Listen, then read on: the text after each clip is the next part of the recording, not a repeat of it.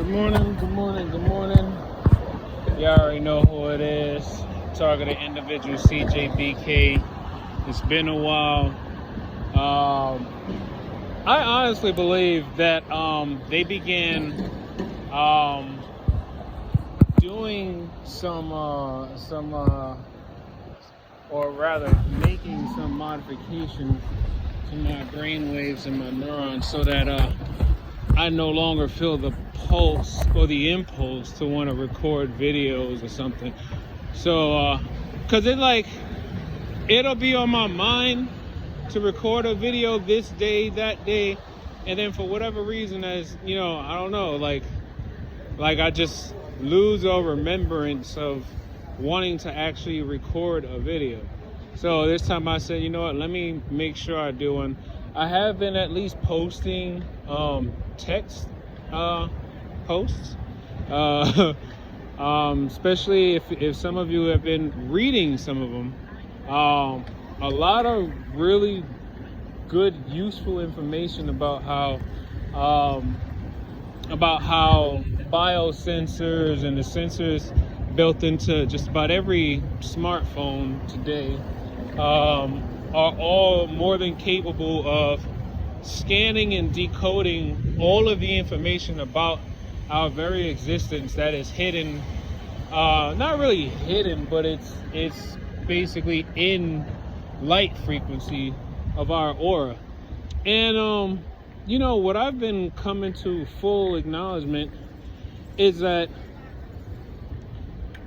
this really is, I don't know how many of you have been watching the Sabrina Wallace videos, but when I really think about like the AI chatbot's responses to anything concerning, you know, the human biofield, the aura, chakras, a lot of it will start off with, well, science doesn't believe or science doesn't recognize. It's always science. It's like science doesn't necessarily, that's basically like saying the secret society. Might as well just say it straight out, because it's like when you understand certain things about, you know, let's see, Buddhist culture, Taoist, understand something about Christian, Judaism, Islam, many of these different cultures, they don't have that much of a secrecy to them, right? Reggie, hey, how you doing? Let me not get her on camera. I don't want her to be seen on camera. So today was kind of odd. I actually finished early. What up, bro? I'm done already. It's only like 3 routes left. Yeah, so I'm done already. But you know what? I try not to take it as like a bad thing if I'm done with work early. I try to always consider it as like, you know, maybe I need the rest. You know, I even tried to see if I can ask my dispatcher if I could get another route. But he told me to clock. So I was like, all right. I'm learning to just allow certain things to just work out the way they're supposed to work out. Why? Because I mean, like yesterday I took a radiation salt bath yesterday, and you know, while I was in the tub, I did have my phone with me in the bathroom, and I was still feeling the energy being transferred from the phone through radio frequencies into my body, like it was basically going through the tub itself, through the water, and still connecting to the body. But what I noticed is that, okay, remember what I used to say about well, not used to say, but what I said about how your hands basically emit a form of radiation. Your body entirely is emitting radiation, but it's in a light form. It's not necessarily like the types of harmful radiation that we, kind of know of. But what I noticed was, even while in the tub, the solution of baking soda and sea salt, and I did put some borax in the tub too. I put like a quarter cup of borax, also known as boron, for many of us who have been really digging into, things that we can take to help manage the amount of nanotech that's in our blood, in our body. I was able to still actually use my hand, my right hand, to basically create like a magnetic pole, so that the frequencies that were attached to, let's say my heart or the kidneys, or let's say my hip, anywhere, I just basically took my right hand and I just kind of went around my body, like in like a circle, while I was in the tub. And what I was doing was basically going over and throughout my entire aura, so that I can actually use my hand to basically magnetize the I guess the sensors, magnetize the energy to my hand, so then it's basically redirected from the points of where they're trying to modulate the energy of the cells, right? And while I was in the tub and I was doing that, I feel like it helped alleviate a lot of the pain I was feeling in my back, my lower back. I kid you not, there's so many things, so many problems that's wrong with our bodies, and I'm starting to really come to the like full conclusion that most people aren't necessarily sick, but they're being made to be sick. Like, when you finally really understand the power of frequencies and how radio frequencies, especially through, IoT devices and any other device that can basically help transfer energy wirelessly from one place to another, you can literally induce almost any type of ailment or sickness into a person. All you got to do is resonate that device with that person's unique biosignature, and then you can basically find all the other frequencies within that person's biofield, and then just resonate with that specific part, modulate and amplify the power behind the frequencies however you please, and you can either destroy the cells of that specific area, or you can heal them, right?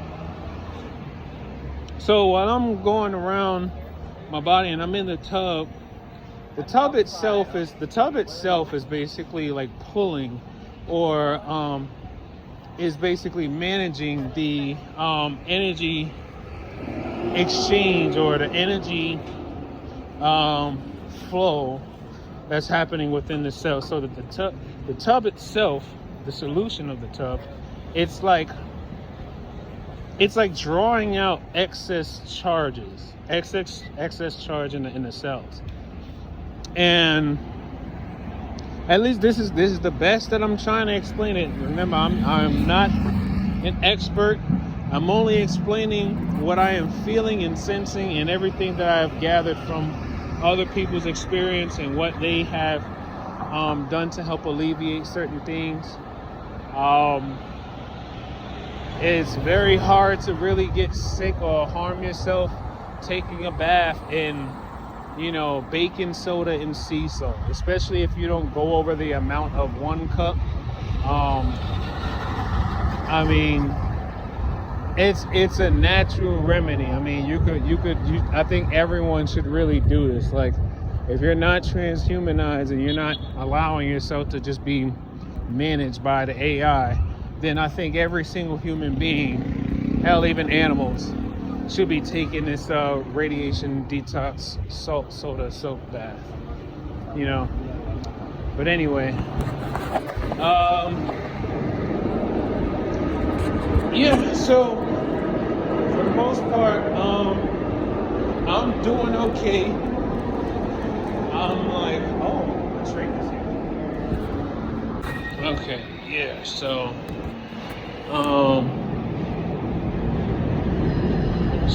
it's my train. Nope, that's not my train. Good. Okay. So, yeah, like I come to realize that that bath is critical. I mean, it's crucial. Like, I know the difference now. Like, if I skip a week where I don't do that bath, it says on the website you're supposed to do it at least once a week. I think if you're being targeted, you need to do it twice a week. Once on Sunday, and then like another time somewhere, like I guess probably like Wednesday or Thursday or something like that. I think that's what I need to start doing. Because what they have been doing to my brain, I mean, right now the biggest issues with the attacks that they have been, carrying out on my body remotely is the attacks on the brain tissue. And then is there no D-trim? The attacks on the brain tissue, and then the energy attacks on my lumbar, or I'm not sure if they're primarily attacking maybe the joint, or if they're attacking the vertebrae, not the vertebrae, but the cartilage in between the vertebrae. I'm not exactly sure what they're attacking. I don't know if it's a nerve, but I know anytime I put my right hand behind my back, right where the spot is at, and then I take my thumb and my index finger and I pinch. I make sure I feel the energy go in between my thumb and index finger, and I pinch. I close down just like this.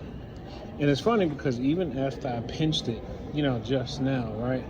I just pinched it, and now I feel the vibration going in between my thumb and index finger. It's like right here. Even just moving my finger back and forth, I could feel it like flickering. So it's just keeping in mind that your hands are basically a repellent. When you think about it, your hands can repel light energy because you are also emitting light energy. But I also realize that with the right type of training, you can also absorb energy through your hands too.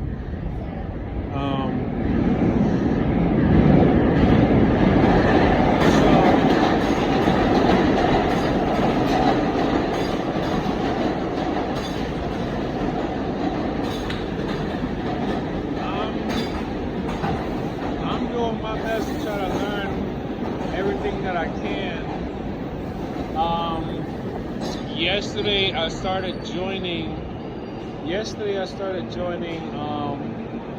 some Facebook groups that focuses on chakra, aura, and biofield concentrations. One of them was like this coalition of scientists studying biofield, and another one was about like learning about the chakra energy and aura and stuff like that. So because it's interesting that many scientists will say that they don't necessarily believe in the human biofield, they don't believe in the aura, they don't believe in the mysticism of the human spirit and things like that. That's what you'll mostly find. They'll say that's pseudoscience, right? But then if you really do the research, you find that there are so many classified and declassified documents from the US military that have several studies all about like consciousness, the aura, the energy field, electromagnetic radiation, all these different things. So it's like they have definitely invested a great deal of time and energy into learning about something that technically doesn't exist, right? I mean, this is exactly why this technology is as successful when it comes to manipulating people's intentions, manipulating people's bodily functions, manipulating people's emotional state. Why? Because these sensors, they are constantly scanning light, right? These sensors are basically reading the light that is emanating or emitting from your body. Now, with that being, and I still have my hand like this, and I feel the frequency just like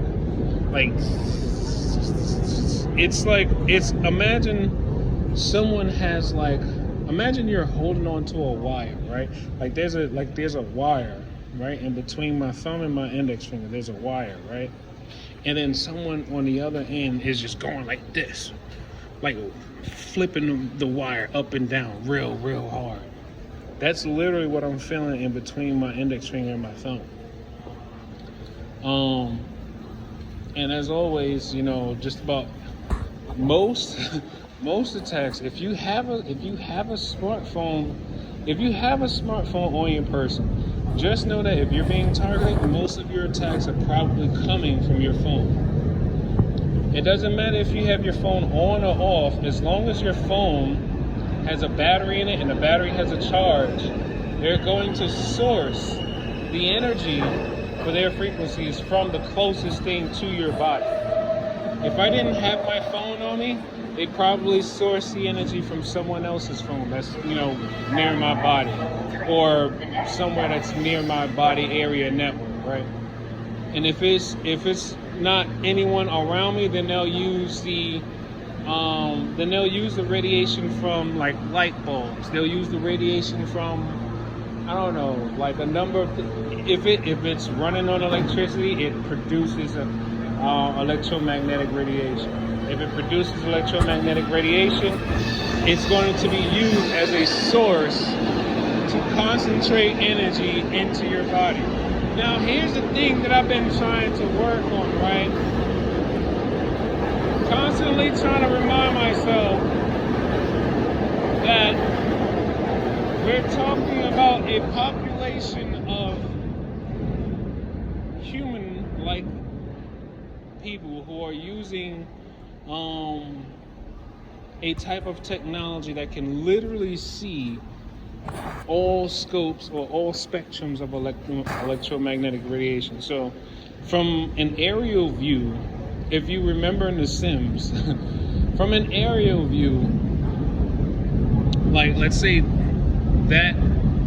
this right here, let's say that, what you don't necessarily see, and until we probably have like the right type of technology or whatever, that there is an aura or there is an energy bubble around that, right? There's an energy bubble around that, right? Through whatever device that they're looking for, they can see that energy bubble around that. And then what they do is like, so let's say that ladder is a person. It's like they could basically tap on that and then drag and draw a line and connect it to that person, just like that. That's what it seems like. That's what it feels like. Because every time when, let's say, if I don't have my phone near me, and I take my right hand and I feel a frequency attached or it like it's inserted into my body or trying to like throw off the energy level of a specific part of my body. What I do is I take my right hand and I face my palm towards wherever I feel the frequency coming from, and I follow it, and then all of a sudden, it just leads me directly to the source of where it's coming from. And I would literally feel it going into my palm, as if like, if you know anime or most animes, you know when they do the power struggle with the blast, you know, especially like the Kamehameha and the Gallic gun and all that, those energy blasts, right? They're projected energy blasts. They're projected energy, right? Projections of pure energy. I believe that with the right type of training, we could actually possibly harness that same type of energy blast. But like I said, we would have to be trained. There are videos online that you can look up about these chi masters who can literally create fire just by generating and harnessing the energy from their body and around their environment. And they can I watched the video where this dude lit paper on fire using pure energy that's around him. So I'm thinking to myself, there are people in this world who can literally light paper on fire using not just their bare hands, but they can actually light paper on fire by harnessing the energy around them. But you're never really going to hear this from a lot of Western world people. You're only really going to hear this from people that live on the East, out in Asia, and maybe some parts of India. People out West don't seem to ever really talk about stuff like this, or ever really know about stuff like this. We know about the term good vibes, bad vibes. We know about that, but we don't know about vibrations, really. Unless you are a part of the secret society. Why? Because, well, they hoard all the information to themselves. It's like a dopamine high. I mean, imagine you're not the person that likes to get high on drugs or alcohol. You're not that person, but you actually get high off the fact that you are taking in knowledge and information, probably something that other people don't know. Then also when you realize that, the stuff that you know, very few, even fewer people know about it. So it's like a drug for them. I mean, think about it. Like you get the opportunity to learn information that very few people know about. Now the problem is they don't realize that they're being played. They don't realize that they're being coerced or they're being hoodwinked into believing that they're learning forbidden knowledge. It's not even necessarily hidden knowledge. It's really not. Because the only reason it seems hidden is because it's not that many people in the Western Hemisphere that know that information. If you go out east, if you go out to parts of Asia, you go out to parts of like the Middle East of India, they know about, the power of energy and harnessing it, and they might not talk about it in the language like talking about quantum mechanics and stuff like that, but they know like the very esoteric, like they know energy in its most purest form and how to explain it in that sense. They're not going to speak to you in a whole scientific way. That's more of a Western world type of thing, right? But we got to remember that we are definitely more than just flesh, bone, tissue, blood, and water and other type of fluids. We are pure energy beings, and that's the part that a lot of people don't necessarily know or learn, especially in and I studied anatomy, and I studied physiology. I've studied athletic training, and not one time, I just got chills when I said all that. And not one time did I ever come across in the book or any anatomy or physiology books where it mentions anything about the radiant energy that comes from our body. Not one time in an anatomy or physiology book does it ever mention anything about the energy that radiates from our body, right? And then you meet some people, and it's funny because they like to call them hippies, tree huggers, or monks, or whatever the case may be. Whatever terms they like to use for people, and then they'll say, "Oh, he's down to earth, he's grounded," and all that. We use all these different terms to explain people who understand the most natural aspects of energy, and then we almost kind of like downplay them in a sense. But little did we actually realize they were way ahead of the game. They were way ahead already. I mean, I don't know how many of you actually looked into what's happening to the Uyghur people out in Asia. But the Uyghur people in Asia, they're being rounded up in they're basically being rounded up in concentration camps to try to change them from being the natural meditative energy beings that they are. Anyway, alright, so I'm gonna go ahead and end it here. I'm gonna try to see if I can get some focus going on. And as always, take life one breath, one thought, one step, one day at a time.